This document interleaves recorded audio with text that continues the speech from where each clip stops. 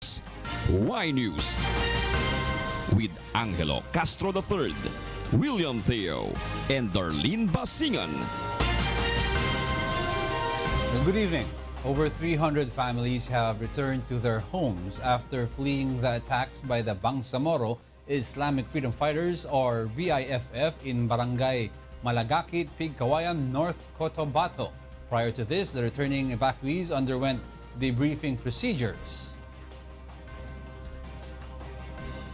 The AFP is firm in its declaration. At part ng briefing na yon is yung mga what to do at saka yung mga sino yung i-direct on. Nagkaroon lang kasi ng panic, ma'am, no, nung time na nagkaroon nga ng firefight. Several evacuees still remain in shelters in Bulacawon covered court, stranded by flood. The government is set to deploy an augmentation force to Marawi City tomorrow from policemen of the Calabarzon region. Victor Cosare tells us why. More than 200 policemen of Calabarzon region will be deployed to Marawi City to help in the battle against the Maute group. A send-off ceremony was held at Camp Vicente Lim in Laguna earlier for the 241 cops set for deployment to Mindanao. Calabarzon Police Director, Police Chief Superintendent Mawa Plasca says 70 policemen from the Regional Public Safety Battalion will form part of the first batch of those to be deployed to Marawi City. Should the battle protracts to another month, the 171 cops from the Provincial Public Safety Company will also be deployed. While we have our own problems here in Calabarzon, I think we have a more serious problem in Marawi. The security situation in Marawi and the neighboring provinces is not improving.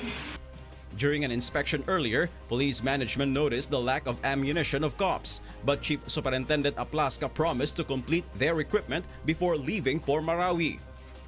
We need more equipment, particularly those who will be leaving tomorrow.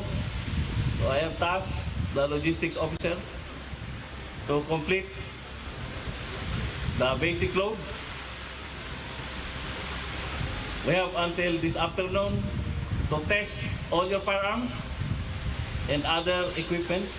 Calabarzon PNP officials are hoping that their troopers will properly perform their duties. They are also aware of the fact that the cops' lives are on the line in saving the city of Marawi. I want you to bring the banner of Calabarzon high. I want to see all of you in this formation again. Victor Cosare, UNTV News and Rescue, Philippines. Meanwhile, the Department of National Defense, or DND, stands firm that soldiers could not commit abuses against women in Marawi City. Leah Ilagan explains why.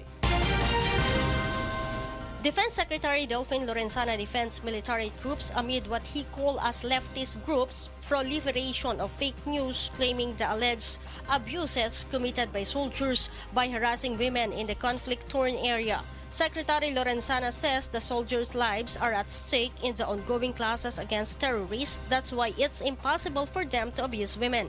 In fact, Lorenzana says 70 soldiers sacrificed their lives and many others were injured to defend the residents of Marawi City. The defense chief also notes that government troops underwent gender sensitivity and respect for human rights trainings.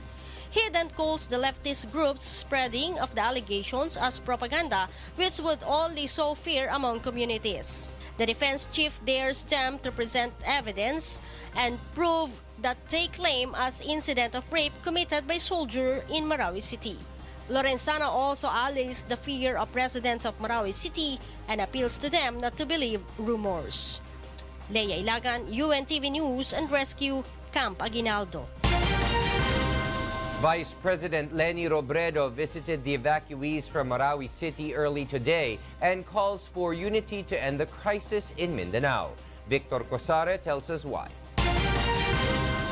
Vice President Leni Robredo was in Balui, Lanao del Norte early today to personally see the condition of the evacuees from Marawi City. Robredo also asked what are still needed in the evacuation center. She says although there is no perfect solution to end the crisis in Marawi City, unity among Filipinos is important for the speedy resolution of the problem. Hindi perpekto, pero kailangan pagtulungan natin lahat. Hindi pwedeng hindi tayo magtulungan kasi panahon nito na magkakaisa tayo dapat. Pagtulungan natin lahat at yung sa atin lahat tayo may responsibilidad makipagtulungan. Rather than mag-criticize tayo na mag-criticize, magtulungan na lang tayo kasi maraming pangangailangan talagang kailangan sagutin. The local government and the evacuees were thankful for Robredo's visit. Among them is Alikan Hassan, whose wife gave birth to their child in the evacuation center. Maraming salamat din at binisita kami dito. Kulang po kami sa mga gamit. Financial problem, yun ang pinaka-importante. Nakita natin yung sinseridad niya sa pagbisita sa mga evacuees natin. Katunayan po, nagbigay siya sa akin ng calling card. Ang sabi niya sa akin, kung mayroon pang pangangailangan ng munisipyo mo tungkol sa mga evacuees mo, tumawag ka sa akin, personal direct sa akin. The evacuees are still hoping that the fighting in Marawi will end the soonest time possible. Meanwhile, Vice President Robredo, for her part, says that peace in Mindanao can be achieved if the peace negotiations with the Moro rebels will succeed. Ang paniniwala natin, kailangan seryosohin natin yung peace process. Yun yung hinihingi nila mula pa noon. At dapat maipakita natin sa kanila na seryoso tayo. Victor Cosare, UNTV News and Rescue, Philippines. And experts say the crisis in Marawi City brought about by the terrorist Maute group may be replicated somewhere else in Mindanao. Roderick Mendoza explains why. Experts believe there is a big possibility that the Marawi crisis may be replicated if the government will continue to fail in solving the perennial issues on poverty and greater autonomy for the Bangsamoro. Napakalaki ng posibilidad na maulit ito, lalo kung hindi naman na-address ng central government yung ng gobyerno, yung socio-economic development ng Mindanao. Una yon. Pangalawa, yung right to self-determination struggle ng Bangsamoro. Government data last year shows 11 of the 20 poorest provinces in the country are in Mindanao region. First on the list is Lanao del Sur, which include Marawi City. Dapat magkaroon ng mga development, livelihood generation para kahit may extremist na pumunta, no, or mag-usbong doon, hindi niya maikakalat ang ideolohiya niya. The sentiments of the Muslim community on the current government setup should be understood as well. For decades, for centuries in fact, the Bangsamoro have been victims of divide and misrule. Not only divide and rule, but divide and misrule by governments, by previous governments. Sana, hoping kami na sa bagong administrasyon, sa administrasyon ni Duterte, matuloy na itong planong pagkakaroon ng Bangsamoro government. President Rodrigo Duterte himself agrees to an autonomous Bangsamoro under a federal system. Pabor ako dyan sa revolusyon, hanapan natin ang solusyon. Pabor ako sa hinihingi ni Murad, hanapan natin ang solusyon. They want to carve out a territory, payag ako. Sa federal type, payag ako. The proposed law for the creation of Bangsamoro has been completed and will be presented to Congress this July. Roderick Mendoza, UNTV News and Rescue, Manila. The Bangsamoro Transition Commission says there is no delay in the schedule of the submission of the final draft of the Bangsamoro Basic Law to Congress. Rosa Licos explains why. About a week ago, President Rodrigo Duterte promised to submit the draft of the Bangsamoro Basic Law to Congress on time. BBL tapos na. And the MI will give it to me. I will sign it on sa executive Ang MI lang is we made a promise that it will be on time. And sa edit we'll make in Malacanang. And if I find things in order, I will sign it and wait for the document, the formal one, and I'll send it to Congress. The government implementing panel for the Bangsamoro Peace Accord said the Bangsamoro Transition Commission or BTC already agreed on the final BBL draft. The initial target to submit it to the office of the president was on the second week of June.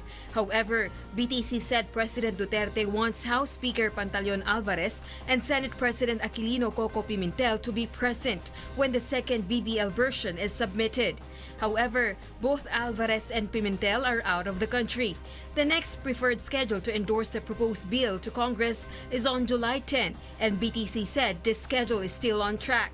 In his Eid Fitr message, MILF Chairman Alhaj Murad Ibrahim encouraged his fellow Muslims to pray for the passage of the BBL in the near future. Meanwhile, tomorrow night in Malacanang, President Duterte will lead the formal celebration of Eid Fitr for the end of Ramadan or month of fasting of Muslims.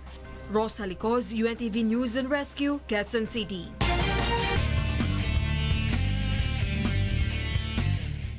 Motorists traversing major parts of EDSA are now experiencing light to moderate traffic. Nel Maribuhok is in EDSA Philam to tell us why live. Yes, Nel, go ahead.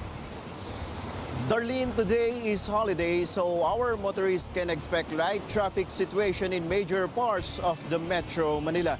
Let's take a look at the traffic situation here in EDSA southbound. At this hour, motorists coming from North Luzon Expressway going to Muñoz area will experience slow moving in Bansalangin and Muñoz area. But after passing through North Avenue, traffic will be light to Quezon Avenue, Timog na Paquiumart all the way to Pituazon in Cubao.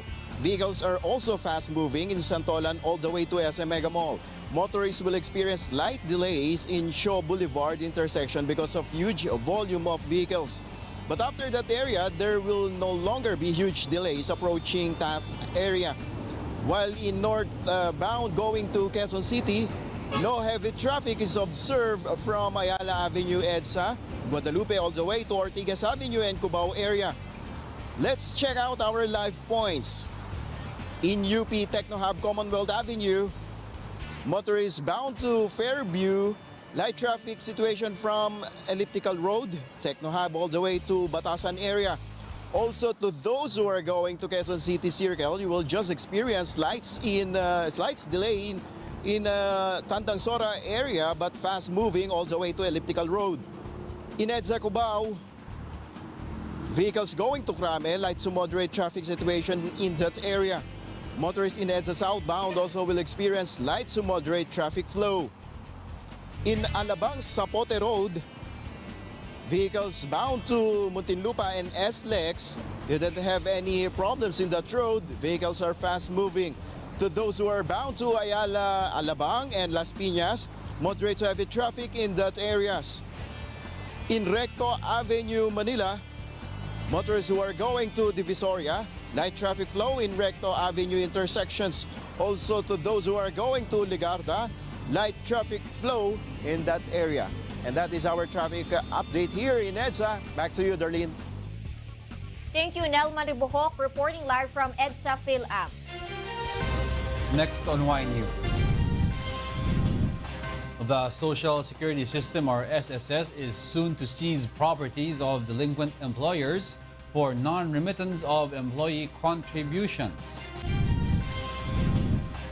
The Metropolitan Manila Development Authority, or MMDA, suspends operation of the Pasig River ferry boat system due to a large volume of water hyacinth. A lawmaker urges the government to maximize social media for HIV/AIDS awareness campaign. Y News will be right back.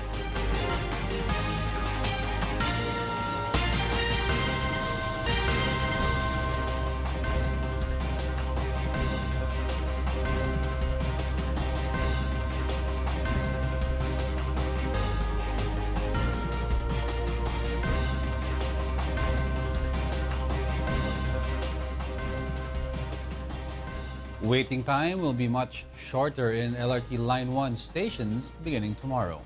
Aiko Miguel explains why. LRT Line 1 train trips will be increased from the current 494 trips to 544 trips beginning tomorrow. The management of Light Rail Manila Corporation says they will increase their train service from 6 in the morning to 7 in the evening, especially during rush hour. Napapansin namin kasi pagka tuwing umaga, no, dito sa Roosevelt Station, marami nang nag-aantay ng yung iba alas 4, alas 4:15 nakapila na. So nag-decide kang management ng LRT na agahan na lang ang umpisa ng biyahe. This has pleased the riding public. So mapapabilis po yung biyahe natin tsaka hindi po madidistorbo yung mga may pasok po sa trabaho. Mas mainam po yun para po yung mga maaga pong papasok po, para makaaga po sila sa sa maagang pagpasok po nila. Mas maganda kasi yung mga nagtatrabaho ng mga 6, at least nakakakahit sa malayo, nakakasakay na ng LRT. Mas maganda nga yun hanggang 12 ng gabi. Likewise, LRT train operations will also be extended on weekends and holidays beginning on July 8. From 423 train trips on Saturdays, it will become 472 train trips. Meanwhile, on Sundays, the current 323 trips will be increased to 353. The said changes are results of the privatization, which allows faster solution. Kung tatanungin ako, kasi ako 28 years na ako sa LRT. Nahahawakan ko na yung line to dati, naging advisor na ako ng MRT3. So nakikita ko, sa government kasi may process, no? Unlike sa private, kung talagang kung anong kailangan, mabibili mo kaagad at may implement kaagad. Aiko Miguel, UNTV News and Rescue, Philippines. Commuters will soon enjoy a continuous ride from Tutuban in Manila to Clark in Pampanga. John Ano tells us why. The Department of Transportation or DOTR, together with several government agencies and international partners, led the marking of the 5 future stations of the PNR North Railway project. Under the project, PNR trains would have trips running from Tutuban, Manila and Clark in Pampanga. The PNR project would also cover Valenzuela, Caloocan and Manila.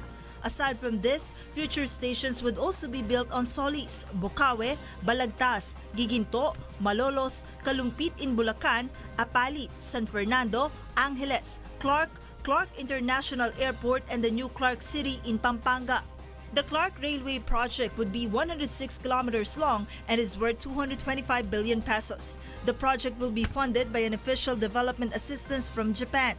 Japan International Cooperation Agency is tasked to create the design and to study the new train system.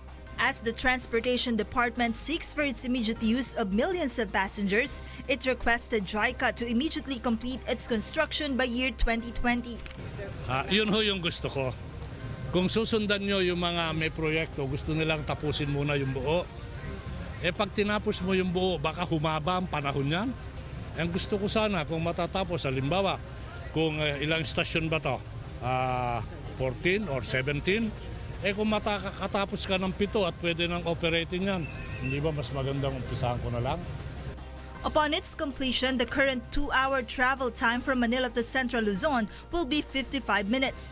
The DOTR estimates that more than 300,000 passengers can benefit daily from the first year of the operation of the Manila to Clark PNR. The Transportation Department and Department of Public Works and Highways are now addressing the issues on the right-of-way on areas and residents that might be affected by the project. Dati hanggang lang, malulus lang. Hindi naman makadiretso ng Pampanga.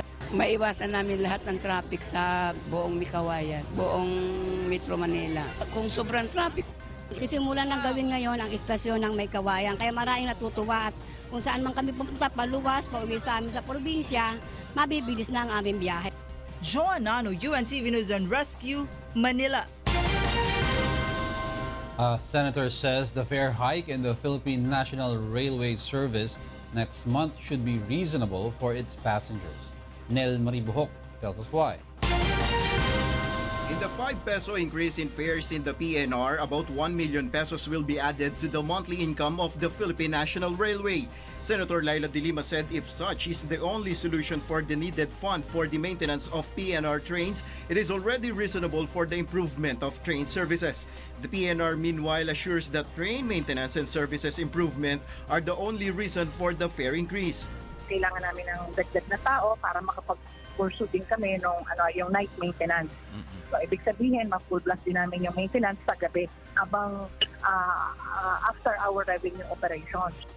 Beginning July 1, from 10 peso minimum fare, it would become 15 pesos for the first 14 kilometers.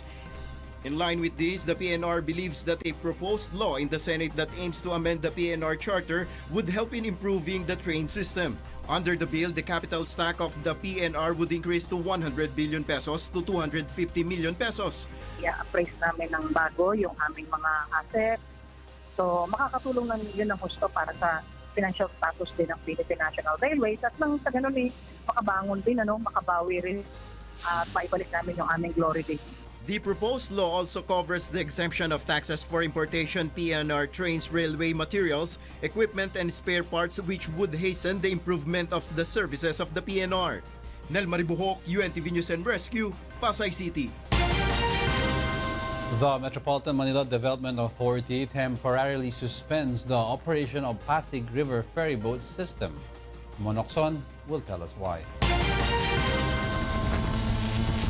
This drone shot shows huge volume of water hyacinth in Pasig River.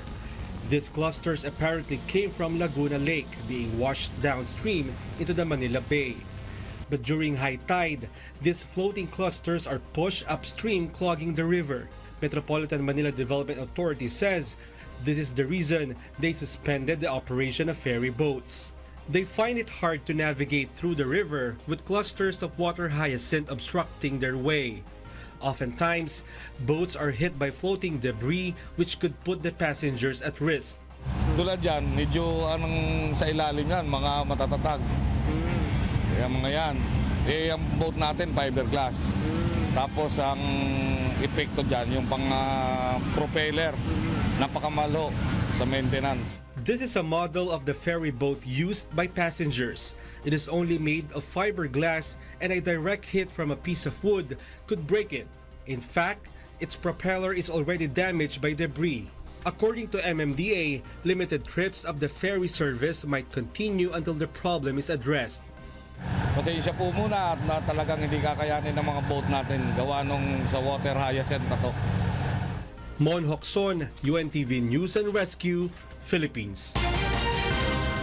Meanwhile, the National Food Authority is planning to increase the buying price for local procurement of palay. Ray Pelayo explains why.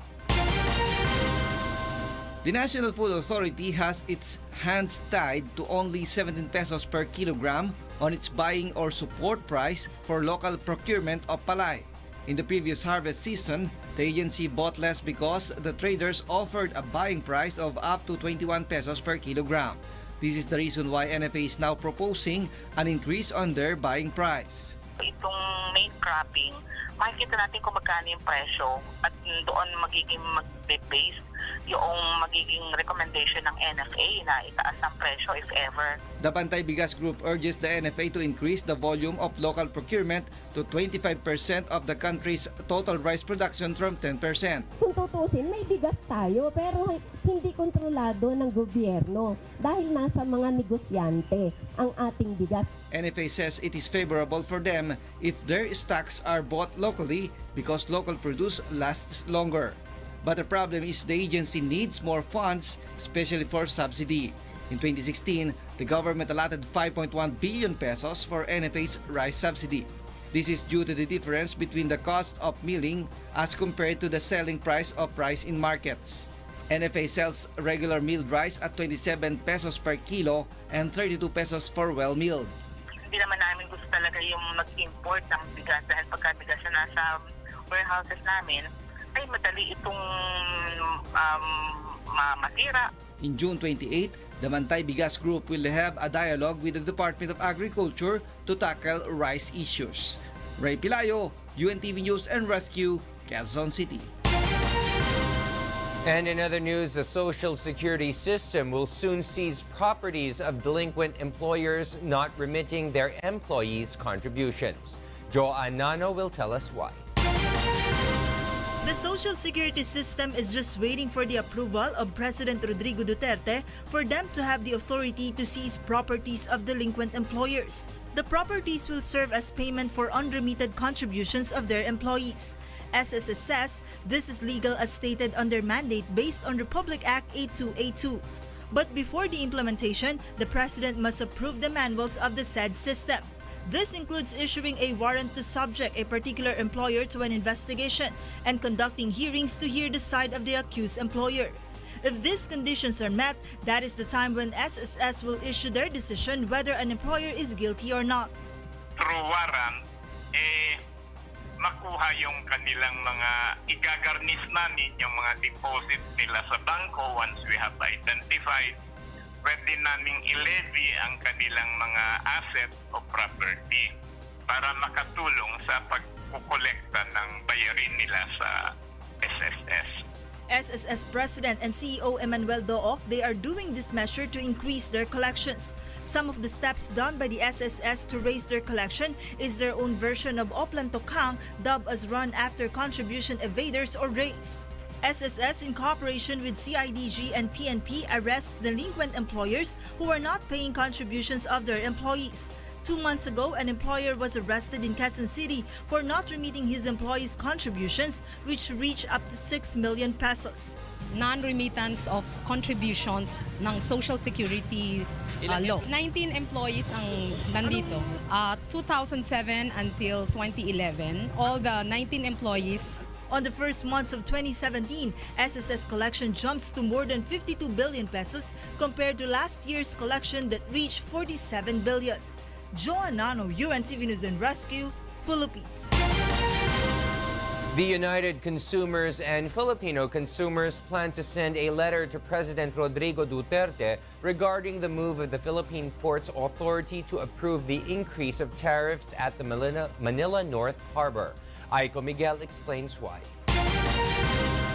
The United Filipino Consumers and Commuters are complaining of the recently approved 24% tariff hike by the Philippine Ports Authority or PPA on all cargo going through the Manila North Harbor Port Incorporated.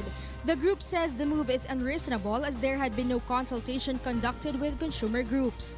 The group has initially opposed the initial plan of 37.45% tariff increase. UFCC President Rodolfo Javellana says it might result into a rise in prices of goods in the market. Ito po ay malinaw na pass-on sa ating mga mamimili o consumers sapagkat ang mga dumadaan pong mga importanteng kargamento sa Manila North Harbor napakalaking porsyento po na ginagamit ng mga manufacturing sector at yung mga gawa ng mga produkto ay malaking bulto ay diyan din po nagdadaan. Memorandum number 4 signed by PPA General Manager J. Daniel Santiago states that the tariff increase will be implemented in 3 tranches. First 8% increase will be implemented this year. The next 8% will be on 2018 and the last tariff hike will be on 2019. The UFCC also argues that the reason of the PPA for the tariff hike did not match. It can be noted the PPA notes the tariff hike is because of the increase in world crude oil prices. The group says the PPA released its decision during the period when the prices of petroleum products were low. It further notes that other ports may follow suit with the tariff hike. Because of this, the UFCC will write to the PPA for it to explain its decision. It also plans to send a letter to President Rodrigo Duterte to appeal the said move by the PPA. Alam ba ng presidente ito ang nangyayari dun sa mga ginagawa ng kanyang mga economic manager? So we are appealing to the president na please pakiano po, mahal na Pangulo, pakiaral po itong mga desisyon na ito. UNTV News asked for a comment on the PPA which has yet to answer our questions. The UFCC says the increase in tariff is already a heavy burden for consumers, especially there is an impending increase in excise tax and the DTI's plan to remove suggested retail price in market goods. Aiko Miguel, UNTV News and Rescue, Quezon City. About 80 drug surrenderers have completed undergoing the drug rehabilitation program of Las Piñas City. Senator Cynthia Villar, meanwhile, offers a vacant land in the city as a startup project for them. Grace Casin tells us why. After finishing a 2-week training, about 80 drug surrenderers from Las Piñas City finished undergoing the local government unit's drug rehabilitation program. This is the second batch of the surrenderers who finished the said program.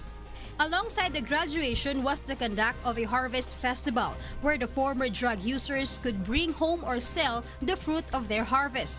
Senator Villar meanwhile plans to allow the graduates to use for planting the vacant lands in the city and to build a weekend farmers market where they can sell their products. So, ano namin na i-partner tong mga graduates namin for them to build vegetable garden para at least yung pagkain nila, masambot na nila, plus kung sumobra, maipagbili nila. And I'm intending to operate a weekend farmers market do sa aming mall sa Villar Sipag para may outlet sila ng kanilang produce. The senator also eyed to build another drug rehabilitation center in the city of Las Piñas. We're trying now to build a drug rehab center dito sa Las Piñas, which we hope we can finish by December. Oo. Para dalawa, two-prone. Yung hindi masyadong grabe sa community-based rehab center, yung grabe dun sa drug rehab center na dapat. Drug surrenderer Jason Santa Ana says such a program greatly helps people like him. Pag ano po yung mga barangay namin po na magano nga ng mga bakanting lote, matatanim ko po kami. Para mayroon din po kami sariling ani, para magkaroon din kami ng buhay. Maganda po yung programa niya na ganito para makatulong sa amin lahat. It can be recalled that more than 100 drug surrenderers finished undergoing the training for the said program last March of this year. In August, another batch of drug surrenderers is expected to undergo the training. Grace Casin, UNTV News and Rescue, Philippines. A lawmaker is urging the government to intensify its awareness campaign against HIV and AIDS. Joyce Balancho will tell us why. More cases of HIV have been recorded in the last months according to the latest record of HIV/AIDS and ART Registry of the Philippines or HARP. In their April 2017 data, there are more than 3,000 cases recorded in the country this year. Most are young males aged 15 to 35 years old. House Assistant Minority Leader Congressman Harleen Neal Abayon III says this is because there has not been enough information campaign by government on HIV prevention. Congressman Abayon believes the government should come up with appropriate campaign materials and maximize the use of social media to attract the youth. Everyone basically uses social media these days. So if they can relate to it, it's attractive in their eyes. Madali na for them na sila mismo yung mag-share ng campaign. So it can easily create yung mas mag-trending ba kumbaga, yung awareness campaign. He adds teachers should be given more training on relaying the message of HIV/AIDS education and prevention to students. We're trying to create awareness campaign. So dapat yung mga teachers, kasi sila naman talaga nagtuturo, they're the ones in the school teaching the children. So mas dapat ipagandahin din yung modules na ginagamit nila na yun nga, nakarelate yung youth talaga with the risk of HIV transmission. The Department of Health or DOH has earlier confirmed that they are partnering with the Department of Education to spread awareness on HIV. DOH Secretary Pauline Obial says part of their comprehensive prevention and control program is strengthening the curriculum in schools that will focus on reproductive health education, early HIV testing, and counseling. DOH also says they are teaming up with the religious organizations for information and awareness-raising activities. Joyce Balancho, UNTV News and Rescue, Quezon City. A song composition from overseas was named as a Song of the Month during ASOP TV's monthly finals. Robbie De Guzman explains why. Nainis ako sa kanta na to. Nainis ako eh. Bakit? Kasi wala akong makitang mali. Uy! This was how resident judge Doc Mon Del Rosario reacted on the song Ikaw Panginoon during the monthly eliminations of a Song of Praise Music Festival on TV or ASOP TV.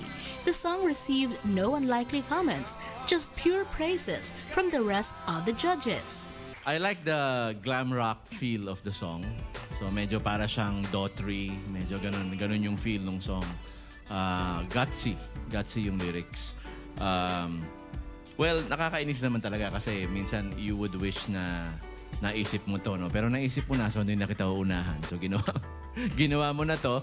So, yun yung inis namin eh. Siguro yun eh. Doon ang gagaling. I really like the melody, and I like the chorus only because may repetitive, yung binigyan mo ng diin yung, kasi diba there are many ways of, pwede mo namang sabing, Panginoon, gustong-gusto ko yung ikaw, Panginoon, ikaw ang aking kailangan. I think you just gave more emphasis that you really need the Lord. The song was a collaboration of two overseas Filipino workers in UAE, Jonathan Bobbies and Jocelyn Canlas. Salamat sa Diyos. Grabe, unang-una sa lahat. Salamat po sa Diyos. We are really grateful. Speechless po. Wala po akong masabi. Salamat po. Salamat, Aso. The song's interpreter was also overwhelmed that the song he interpreted won. It was his first time to join as an interpreter in a songwriting competition. Hindi ko pa rin ine-expect na mananalo kasi maganda rin yung song nung dalawang entry. So hindi naman sila mananalo pag ng weekly kung hindi maganda. So naging panatag lang yung loob ko nung tinawag na yung pangalan, saka yung song ng kanta. So maraming salamat kay Jonathan and kay Jocelyn. So maraming salamat sa opportunity na natanggap ko. The song Ikaw Panginoon bested in monthly finals the song Alay Ko Sayo by Rogelio de la Cruz of Antipolo and the song Aliping Walang Kabuluhan by Bernadette Ann Pestañas of Bulacan. Robbie de Guzman, UNTV, News and Rescue, Philippines.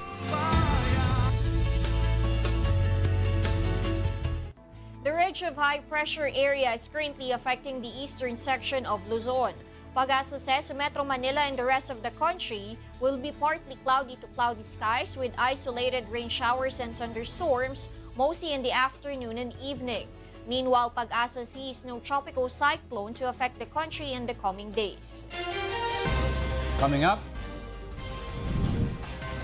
Chinese rescue workers take great risks crossing Roaring River to reach the landslide site.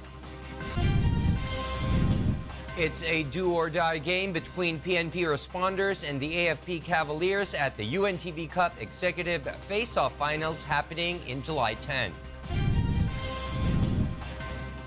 And a Neapolitan Mastiff is a surprise winner in the annual Ugliest Dog Contest in the U.S. More from Wine News after this break.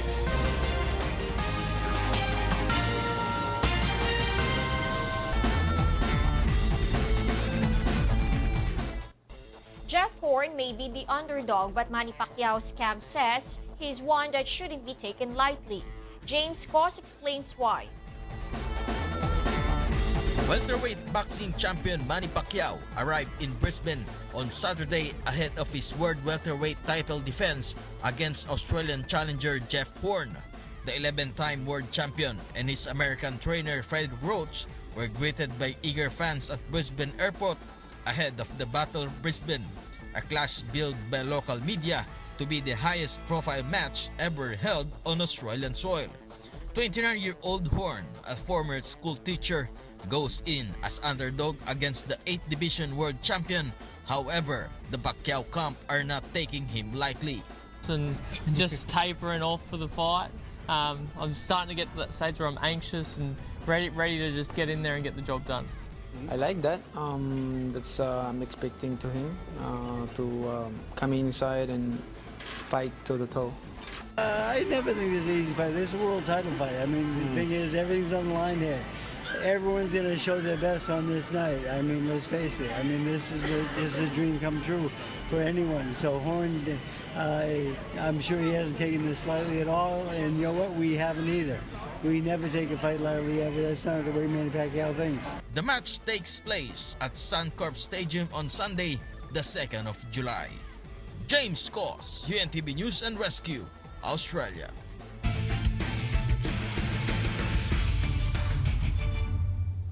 The PNP responders and the AFP Cavaliers will meet at the UNTV Cup Executive Face-Off Finals. Bernard Dadis will tell us why. Driving right. One-hander is good. The PNP responders stunned the DOJ Justice Boosters in yesterday's first game. The PNP responders led in all 4 quarters of the ball game.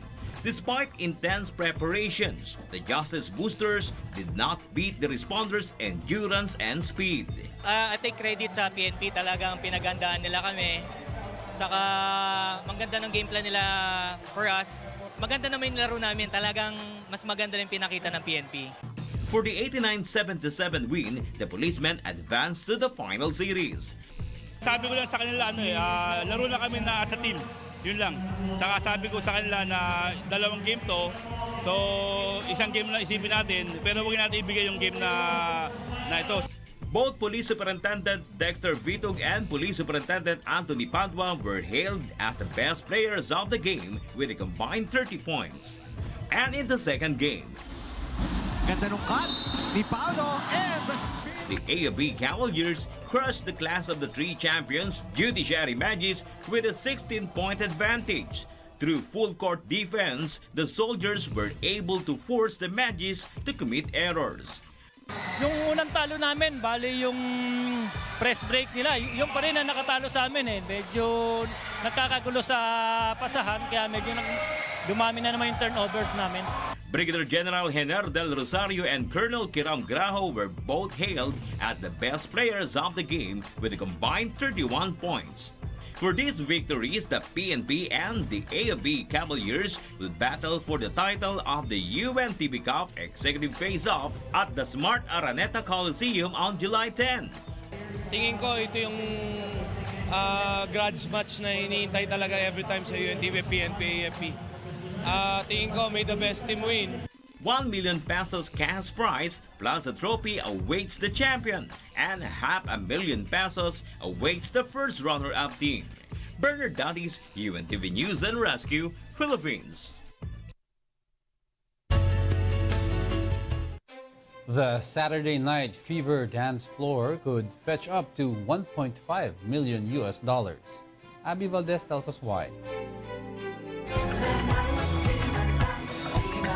The dance floor that has made John Travolta capture the 1970s disco craze is going up for sale next month. The dance floor that lit up in red, blue, and yellow in rhythm to the music was custom built for the 1977 movie whose soundtrack featured disco hits by the Bee Gees.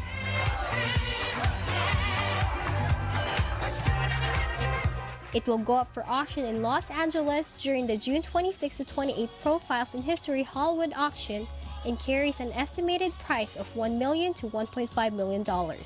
The movie Saturday Night Fever made this. Those are the reasons behind the news. June 26, 2017. I'm Angelo Castro III. Reasons we deliver to you as they unfold. I am William Theo. And I'm Darlene Basingan, because we need to know. We will always ask why. Thank you for watching Y News.